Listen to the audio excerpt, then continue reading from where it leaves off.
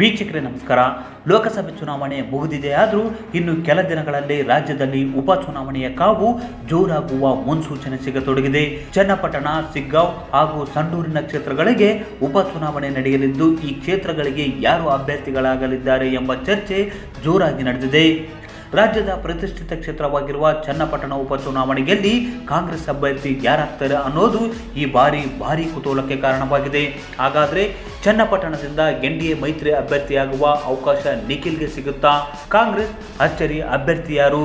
ಈ ಕುರಿತು ಮತ್ತಷ್ಟು ಮಾಹಿತಿ ನೀಡ್ತೀವಿ. ಅದಕ್ಕೂ ಮುನ್ನ ನಮ್ಮ ಚಾನಲ್ ಸಬ್ಸ್ಕ್ರೈಬ್ ಮಾಡಿ, ವಿಡಿಯೋ ಶೇರ್ ಮಾಡಿ, ಲೈಕ್ ಮಾಡಿ, ಕಮೆಂಟ್ ಮಾಡಿ. ಬಸವರಾಜ ಬೊಮ್ಮಾಯಿ, ತುಕಾರಾಂ, HD ಕುಮಾರಸ್ವಾಮಿ ಸಂಸದರಾಗಿ ಆಯ್ಕೆಯಾಗಿದ್ದರಿಂದ ಈ ನಾಯಕರು ತಮ್ಮ ಶಾಸಕ ಸ್ಥಾನಕ್ಕೆ ರಾಜೀನಾಮೆ ನೀಡಿದ್ದಾರೆ.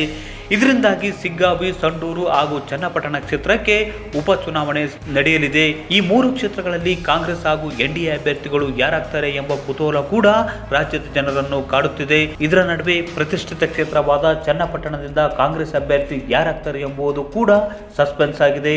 ಬೆಂಗಳೂರು ಗ್ರಾಮಾಂತರ ಲೋಕಸಭಾ ಕ್ಷೇತ್ರದಲ್ಲಿ ಸೋಲು ಕಂಡಿರುವ DK ಸುರೇಶ್ ಕಣಕ್ಕಿಳಿತಾರೆ ಎಂಬ ಮಾತುಗಳು ಕೇಳಿಬಂದಿವೆ. ಅಷ್ಟೇ ಅಲ್ಲ, DK ಸುರೇಶ್ ಬದಲಿಗೆ DCM DK ಶಿವಕುಮಾರ್ ಅವರೇ ಅಖಾಡಕ್ಕಿಳಿಯುವ ಮಾತುಗಳು ರಾಜಕೀಯ ಪಡಸಾಲೆಯಲ್ಲಿ ಜೋರಾಗಿ ಹರಿದಾಡ್ತಿವೆ. ಚನ್ನಪಟ್ಟಣದಿಂದ ಗೆದ್ದು CM ಕನಸನ್ನು ನನಸು ಮಾಡಿಕೊಳ್ಳುವ ಪ್ಲಾನ್ ನಡೆದಿದ್ದು, ಬೆಂಗಳೂರು ಗ್ರಾಮಾಂತರ ಸೋಲಿನ ಸೇಡನ್ನು ತೀರಿಸಿಕೊಳ್ಳಲು DK ಬ್ರದರ್ಸ್ ಇಂಥದ್ದೊಂದು ತಂತ್ರ ಹೂಡಿದ್ದಾರೆ ಎನ್ನಲಾಗಿದೆ. ಲೋಕಸಭೆ ಚುನಾವಣೆಯಲ್ಲಿನ ಸೋಲು DK ಸೋದರರನ್ನು ಕೆಂಗಡಿಸಿದೆ. ಸೋತ ನೆಲದಲ್ಲಿ ಪುಟಿದೇಳುವ ಛಲ ಹುಟ್ಟಿಸಿದೆ. ಚನ್ನಪಟ್ಟಣದಲ್ಲಿ ಅಚ್ಚರಿ ಅಭ್ಯರ್ಥಿಯನ್ನು ಕಣಕ್ಕಿಳಿಸಿ ಗೆಲ್ಲಿಸುವ ರಣತಂತ್ರ ಹೆಣೆದಿದ್ದು, ತಮ್ಮನ ಬದಲಿಗೆ ಅಣ್ಣ DKC ಅಭ್ಯರ್ಥಿಯಾಗ್ತಿರುವ ಗುಸುಗುಸು ಕೇಳಿಬಂದಿದೆ.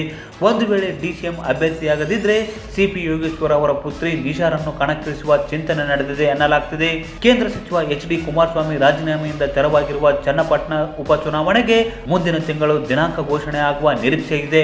ಹೀಗಾಗಿ ಚನ್ನಪಟ್ಟಣ ಕ್ಷೇತ್ರವನ್ನು ಕೈವಶ ಮಾಡಿಕೊಳ್ಳುವ ಪ್ಲಾನ್ ನಡೆದಿದೆ. ಮತ್ತೊಂದು ಕಡೆ ಬಿಜೆಪಿ JDS ಮೈತ್ರಿ ಅಭ್ಯರ್ಥಿಯಾಗಿ ನಿಖಿಲ್ ಕುಮಾರಸ್ವಾಮಿ ಅಖಾಡಕ್ಕಿಳಿಯುವ ಸಾಧ್ಯತೆ ಹೆಚ್ಚಿದೆ. ಅಷ್ಟೇ ಅಲ್ಲ, ಈ ಕ್ಷೇತ್ರದಲ್ಲಿ ಅಖಾಡಕ್ಕಿಳಿಯುವ ಮೂಲಕ ಒಕ್ಕಲಿಗರು DKCಗೆ ಜೊತೆಗಿಲ್ಲ ಎಂಬುದಕ್ಕೆ ಉತ್ತರ ನೀಡುವುದಕ್ಕೆ DCM DK ಶಿವಕುಮಾರ್ ಅವರೇ ಅಭ್ಯರ್ಥಿಯಾಗ್ತಾರೆ ಎನ್ನಲಾಗ್ತಿದೆ.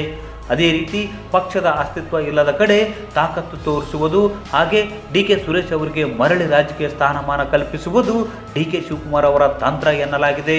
ಒಟ್ಟಾರೆ ಶತಾಯಗತಾಯ ಚನ್ನಪಟ್ಟಣ ಗೆಲ್ಲುವುದಕ್ಕೆ DK ಬ್ರದರ್ಸ್ ಶಪಥ ಮಾಡಿದ್ದಾರೆ.